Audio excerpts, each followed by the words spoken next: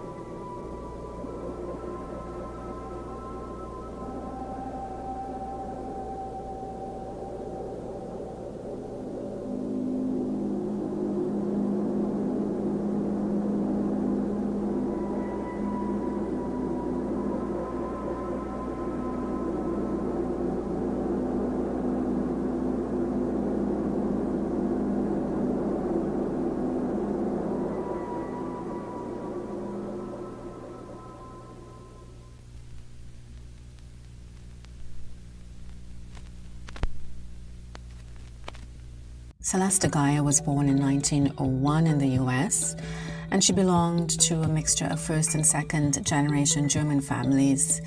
In her autobiography, she does recall that on the table there was always a bounty of traditional and rich and heavy German cuisine.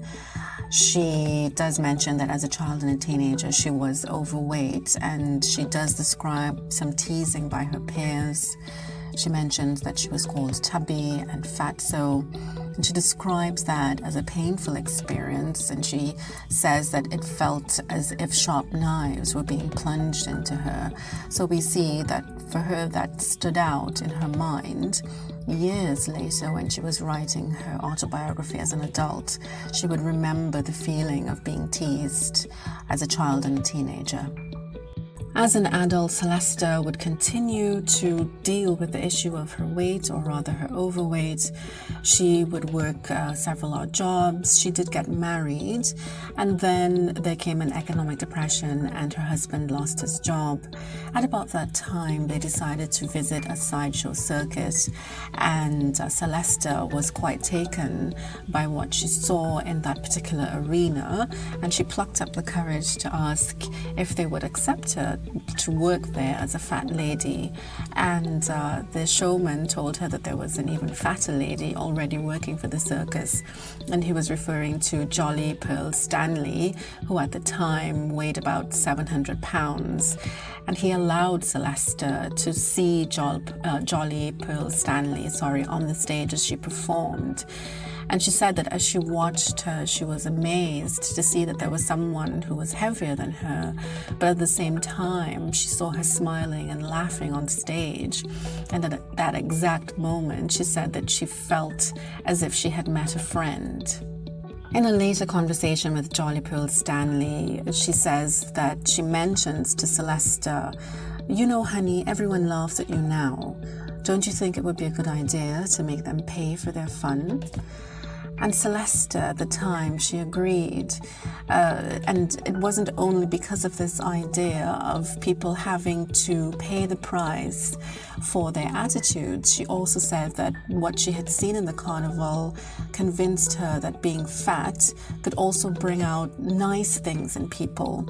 And that particular combination convinced her that that's what she wanted to do. She wanted to work as a fat lady on the sideshow circuits, and she would go on to do so for about 23 years until she got up to a weight of 555 pounds. And ultimately, it was a health crisis that would force her to decide to have to choose between dieting and losing weight or dying. And she did decide to go on the diet. She went on a medically prescribed diet and lost around 400 pounds in about 12 months. So it was quite a dramatic weight loss. And actually, she entered the Guinness Book of Records for losing weight as fast as she did. And that's how Celesta Geyer became Dolly Dimples, or Jolly Dolly. Jolly was a title that many of the fat ladies used at that time, and it sort of described the happy-go-lucky, smiling and laughing disposition that these fat ladies would exhibit on stage. And so she went on to become Dolly Dimples and Jolly Dolly, because everyday life did not give her that kind of justice where if you had a bad attitude, at least you had to pay for it. And there might even be people with nice attitudes. She could only get that in that particular sphere. And so she put up her own resistance to that body that was seen as different in mainstream society by becoming what we call a freak subject. And it's a freak in the sense that the person assumes some sort of agency and they enter this very, very specific sphere in which the rules of power in the larger society become inverted. So there, she determines the conditions under which her body is viewed, how it's viewed, and the price that people have to pay to have that access to her. She would not have that freedom and power in the wider society per se. So her product is her kind of playing into the stereotypes and at the same time challenging them, those social presumptions about being overweight. But when the time came to change from being extraordinarily fat, she did embrace a new path where she became an extraordinary patient. She lost weight quite rapidly, quite dramatically, entered the Guinness Book of Records, and then she did publish 2 books about her journey. And so even though she lost the weight, the spotlight was still on her. She was able to reinvent herself in a different body.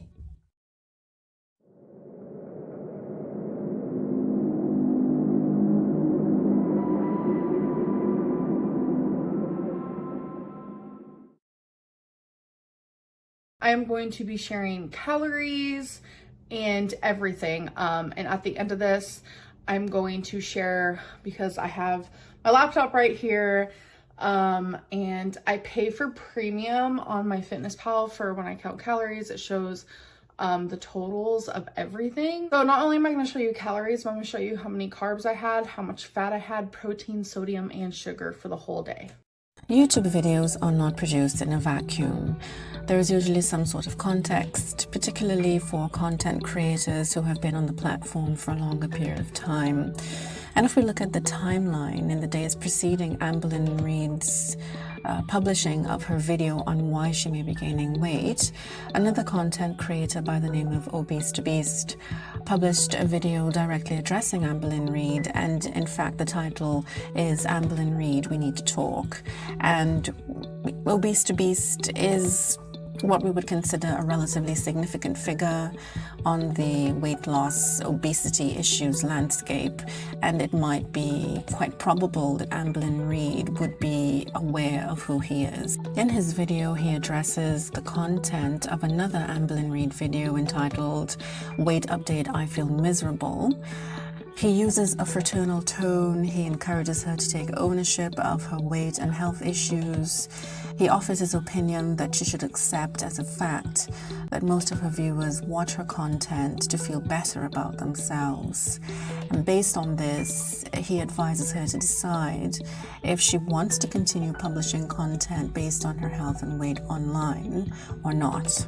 What piqued our interest in this video is that he prefaced it by saying that someone else had convinced him that it was perhaps useful for him to issue this message to Amberlynn Reid. And there's a lot to unpack about that, but we really are trying to stay on track.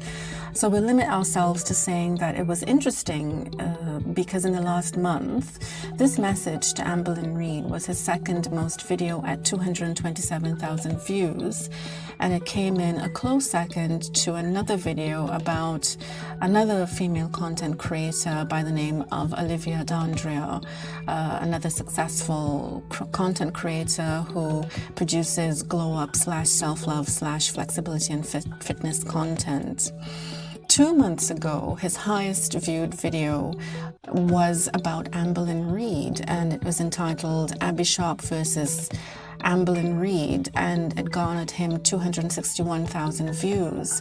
Second to that was a video about the harsh reality of TV weight loss, featuring a case in which an obese person, a super morbidly obese person at 845 pounds, lost weight and got down to 294 pounds, and he talks about that. 3 months ago, the highest viewed videos again featured super morbidly obese women. And so I think this is interesting. It's not a judgment on Obese to Beast, but it's very interesting because it does speak to the power online of the super morbidly obese body, particularly the super morbidly obese female body. And we're going to try to tie that in as we continue our analysis of Amberlynn's video.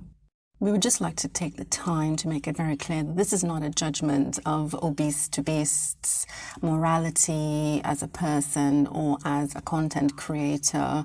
We are more focused on the fact that we have these reincarnated fat ladies, these new Dolly Dimples, these new Jolly Pearl Stanleys, who are online. They are recreating the scenario of the spectacle, of the freak in the spectacle, who is playing into and creating a product off of society's perception of the physical body that seemingly deviates from what's average or the norm, particularly the female body that would seem to deviate from what is average or the norm. Looking at Obese to Beast's profile, we think that he touches on many, many topics. He doesn't focus on one particular person. We do think also that he seems to have worked very hard to build a product and a brand that many people, many viewers will find pleasant and also inspirational. So we just thought that we would make that very clear. We did check the online profiles of these two content creators, and we saw that Amberlynn joined the YouTube platform a few years before Obese to Beast. She joined in September of 2011, and at the time of our checking, her channel boasted, around 187,000 subscribers and approximately 2,000 videos produced. And Obese to Beast joined in July of 2014, and his channel boasted 716,000 subscribers and just over 1,000 videos produced. When it comes to their production in the last month, we saw that Obese to Beast, at the time that we checked, had produced 43 videos compared to Amber's 11 videos. We saw that Obese to Beast covered a variety of topics, most of them about other people and other issues. Amber, on the other hand, anchors most of her content on herself, her body, her weight, her consumption of food, her consumption of other goods, and she regularly pulls in over 100,000 views per video. This is interesting to us. We're not comparing this to judge whether one is better than the other, but we'd like to focus on the fact that Amber by herself, talking about and showing herself, she guarantees what obviously makes her comfortable in her private life. So we have that much debated work-life balance where she may actually be working smart, quote unquote, where the effort that she puts in gets her the profit that she needs to enjoy the other aspects of her life off camera. And so not only does she do this for herself, but we see her enhance another person's product. In the case of Obese to Beast, it's the second most viewed video that he has had in the last month. And so again, we're looking at this figure of the contemporary fat lady, the reincarnated Dolly Dimples, and we're seeing that off of this body we have profit, we even have quality of life in a certain way if we were to think about the work-life balance. And this is interesting to us because as we watch her videos, all of this must be taken into consideration while we are analyzing or trying to interpret any particular video. I woke up positive, determined, ready to be on track, and I started the day really good and I felt good, and then somewhere in the middle of the day it all came tumbling down. So here we have Amberlynn Reid freaking out and freaking up spectacularly for the camera. As I said before, YouTube is not a vacuum, it is a chorus. So probably she has gotten wind by the time she has sat down to make this video. She will have gotten wind of Obese to Beast's message or seen his video in which he encourages her to take ownership of her product and of her life and of her decision to base her product on her weight or weight loss journey. He encouraged her to be very realistic about certain aspects of her relationship with her viewers, for example. And so we do see her, just with her appearance, she has made some modifications. Usually she would favor, if you look at the profile of her videos, she does seem to have a tendency to favor very high ponytails or high buns. She tends to favor what might even be seen as a very girlish sort of look. And in this video, you can see that she's coming off much more solemn and sober, very well composed. We have the hair that's let down, very well combed, very shiny. She has very light makeup on. She's close, she's facing the camera. And so we have this very attractive and well composed facade that she's put on for this video. And she's prepared the stage with that formula of everything was going well until, and then she gets into the binge. I am going to be sharing calories and everything. And at the end of this, I'm going to share, because I have my laptop right here, and I pay for premium on my FitnessPal for when I count calories. It shows the totals of everything. So not only am I going to show you calories, but I'm going to show you how many carbs I had, how much fat I had, protein, sodium, and sugar for the whole day. We find it interesting at this time to remember Clyde Ingle's quote about the recipe or the factors that you would need to create an attractive spectacle to make it worthy of being viewed or consumed.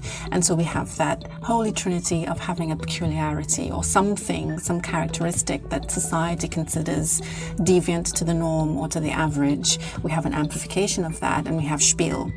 And we do see quite clearly that Amber is firmly putting us in the realm of the spectacle. We have her reinforcing through these categories of macronutrients and quantities, exact quantities of sodium and sugar. She's reminding us of her overweight, her morbid obesity, and of that disordered eating that results in that morbid obesity. She's amplifying it and producing this video. We have the spiel about why she hasn't lost weight, and about the binging, and about the mental health issues, the physical discomforts of obesity. These are all things that she's touched on many, many times before, and she's just remodeling it with this new facade of being very somber, very serious, very organized. She has the laptop there. She's paid for premium FitnessPal information. So we have this very serious tool and PowerPoint presentation format. But really and truly, if you break it down, you can see that the holy trinity of the spectacle is there. So being totally transparent right now, I feel kind of vulnerable, embarrassed, ashamed, but this is why I've gained weight. And I want to show you guys what it is that is causing the weight gain. I mean, obviously it's the overeating and stuff like that, but I want to physically show you. And I want to tell you right now, after this, I felt so sick. My stomach started cramping and it was going on for about an hour, just like these horrible pains, and it was 100% because of the cheese. Obviously, if I would have had a normal portion, I wouldn't have felt sick like that, but I ate the whole thing and it was like autopilot. The difference between generations of fat ladies exhibiting themselves, their bodies and their lives for public consumption is made a bit is evident in this clip when we look at it, because we remember the generation of Dolly Dimples, for example, in which the fat lady would have that jolly aspect. These were traveling shows, so they would probably visit the same place very few times, maybe just once. Supermorbid obesity or even morbid obesity was not such an everyday affair, and so the body was enough to create that sense of otherness when the traveling show did come around. Nowadays the situation is quite different. Channels like Amber's are much more common. On TV we have many shows about morbid obesity and supermorbid obesity. People can have access to Amber's content every day if they want to, if they would like to. And so the obese body or the morbidly obese body is not enough to provoke that sense of otherness. And so other aspects of obesity in contemporary times have been put on exhibition. And so that jolly fat lady has become the fat lady who will show her addiction or mention addiction, mention mental challenges, mention physical ailments. Dolly Dimples at the time did say that she realized that she had an addiction, but she never put it on for exhibition. She kept it in her private life. But nowadays we have that being marketed as being real, not being fake, showing people what really happens. And so this is very interesting to us because society has changed, and also the access that society has to morbidly obese and super morbidly obese bodies has also changed. And so the fat lady has to also adapt her exhibition. So in total, I ate 4,223 calories. I had 472 carbs, 206 fat, 137 protein. The sodium and the sugar is like what really triggers me. I had 8,017 milligrams of sodium, and I had 144 grams of sugar. So here we have Amber concluding this tally of the nutrients, this overconsumption of nutrients. And when you break it down, she's basically saying, look how much I ate, look how badly I ate, look at how helpless I feel, look at my morbidly obese body. And so this is why we're saying that it's leading back to her highlighting what is peculiar, the morbidly obese body that's peculiar. This is why we conclude that we are in the spectacle. Otherwise we would see different elements coming up in what she's trying to show online. Why am I gaining weight? Why can't I breathe as good anymore? Why can't I walk as long as I used to? Why am I so swollen? Like, oh, yeah. You know, I just wish more people were open about things like this on YouTube, because no one's perfect in their journey. Amber here is questioning why aren't more people open about this as I am. So it's a presentation of almost this very brave and lonely person bravely sharing their truth with their audience. And so again, we have the validation of the worth of the exhibition of the morbidly obese experience. Later on, she will justify it further by using a narrative of her concern for viewers who may be going through the same thing. So basically weaving in a demonstration of empathy as well.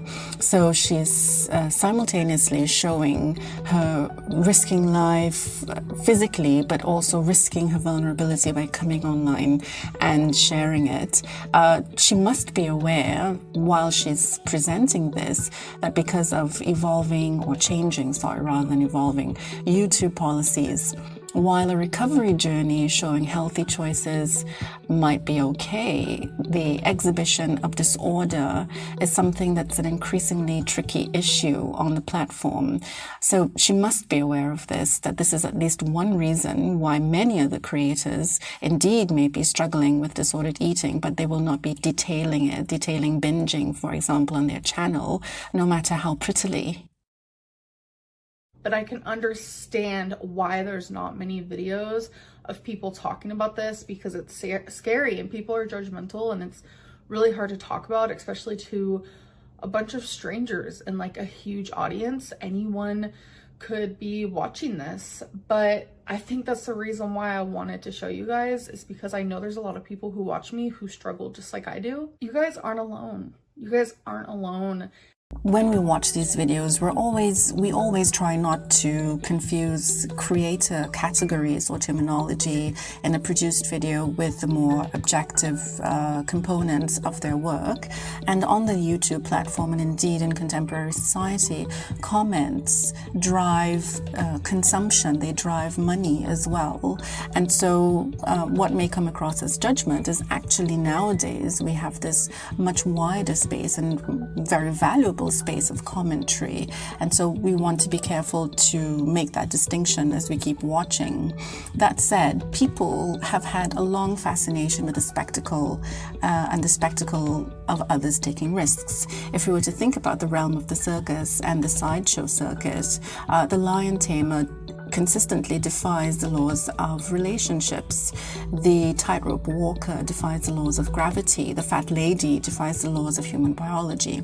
Ultimately, there's always that risk of death there, but that's the work that they do. This is what they train for. This is how they live and make a living off of this risking.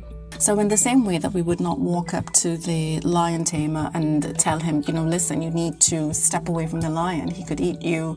In the same way that we would not walk up to the tightrope walker and say, you should get down, you could fall and break your neck. In the same way that we would not walk up to the fire eater and, ask him, why are you hurting yourself like this? We would not walk up to the fat lady and ask her why she's eating so much.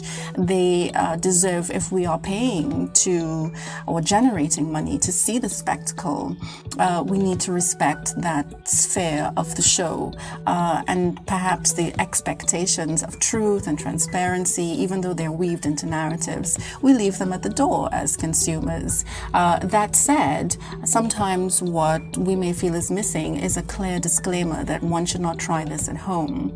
And then you have the space that's occupied by the reaction channels, and channels like Obese to Beast, they're not reaction channels, but his video to her could be seen as please do not try this at home sort of video, in that there's some sort of educational or informative aspect of how he addresses her issue. Our channel as well, we're using Amberlynn as the object of reflection, but in it we are asking ourselves, where is that limit to not try this at home? Even though the fat lady and the other performers in the spectacle, the risk takers, they have the right to practice that art. We have the right to view it, and we also have the right to comment on it nowadays, because it's just what we do nowadays, and we think it's fair play. I thoroughly believe that my weight is just a symptom of something else. Anyways, I'm just rambling now, but yeah, I hope that you guys did enjoy this video, and if you guys liked it, I can do more what I ate today's, on track, off track, whatever. But I hope that you guys did enjoy the little insight and peek into why I am clearly gaining weight. I'll see you guys in the next video. Bye. Here we would just add in closing that all spectacle risk takers have one thing in common, and that is the importance of knowing when to bow out, when to exit stage. This is because the risk taking that they work so well with is a very, very delicate balance. There comes a time when the accidents will happen. There comes a time when even death may occur. If we look at the two examples of Jolly Pearl Stanley, she died from obesity-related issues, whereas Dolly Dimples, after her health scare, she decided to reinvent herself. She decided she would be a spectacular dieter, she would be a spectacular patient, and she would write 2 spectacular books. And so this is very important to gauge and to know, because not being aware of that or underestimating the game of risk, the show of risk, is where we expose ourselves to accidents and even to fatalities. And so we would just like to wish Amberlynn Reid the best of luck in her creation journey, and we do see her as the reincarnation of a long line of ladies, women, of female creators who produce in a very particular sphere, and we would be very interested in seeing her gauging that risk and perhaps reinventing herself in both senses in spectacular fashion. So we do look forward to that. If you enjoyed this video, please consider liking, subscribing, and hitting that notification bell.